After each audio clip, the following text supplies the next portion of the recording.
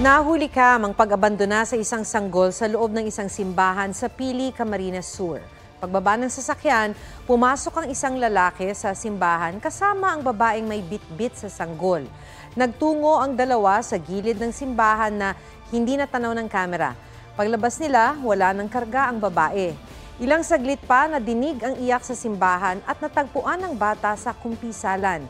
Dahil hindi namukhaan ng dalawa, sinusuri ng mga pulis ang kuha ng CCTV sa ginamit na sasakyan para matukoy sila.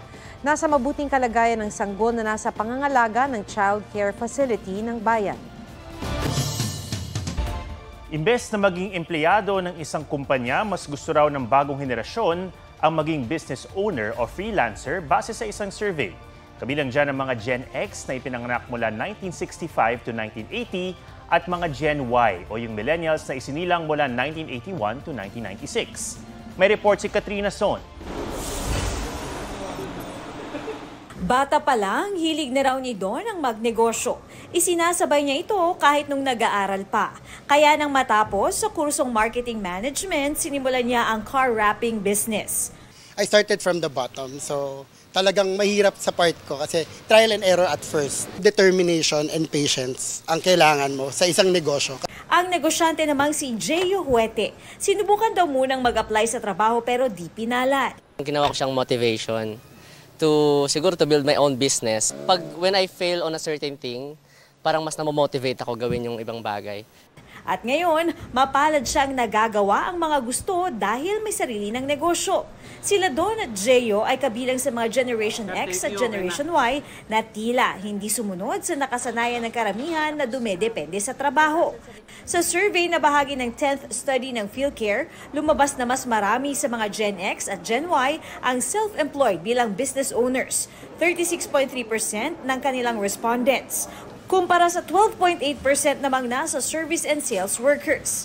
Ang natitirang 9.5% self-employed professionals, kasama na ang freelancers. Ayon sa isang sociologist, ang pagdami ng mga sumusubok magnegosyo o mag-freelance paraan din ng pagsabay sa panahon.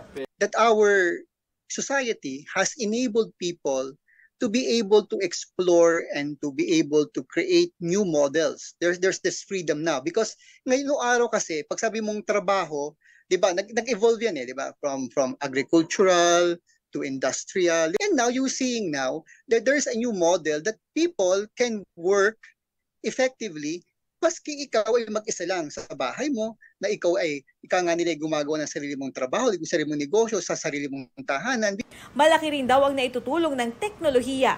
Ayon pa sa survey, ang top 4 priorities ngayon ng mga Gen X at Gen Y ay health benefits, job satisfaction, monetary benefits at ang ease of travel. Katrina Son, nagbabalita para sa GMA Integrated News. Ipalalabas na ang upcoming feature film ni Suga ng BTS. Spotted naman sa Paris Fashion Week sina Jennie at Lisa ng Blackpink. May report si Aubrey Carampel.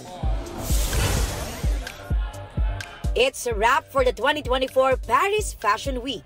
Ang Blackpink member na si Jennie Kim tinawag na Gothic Princess dahil sa suot niyang ballet-inspired short tulle black dress. Spotted din doon ang isa pang Blackpink na si Lisa. All smiles si Lisa while donning an elegant long coat na may makulay na embroidery paired with black leather shorts. May special announcement naman si Suga ng BTS kahit nasa military. Next month, ipalalabas na sa mga sinehan worldwide ang feature film na August D-Tour D-Day the Movie. Tampok dyan ang highlight sa kanyang concert bago siya pumasok ng military. Aubrey Carampel nagbabalita para sa GMA Integrated News.